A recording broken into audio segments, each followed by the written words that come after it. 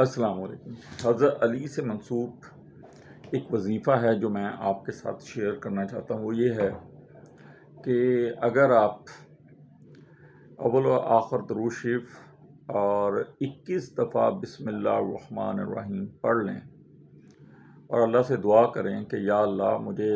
میرے آنے والی تکلیفوں سے محفوظ رکھ اور مجھے ان کے بارے میں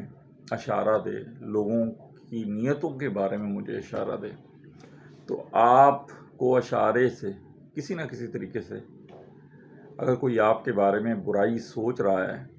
تو وہ بتا دی جاتی ہے۔ اور یقین جانیں جب میں نے اس کو کیا تو میں نے یہ پایا کہ میرے ارد گرد بہت سی چیزیں جو ہیں میری سکس سینس کے تھرو مجھے بتا دی جاتی ہیں، اور میں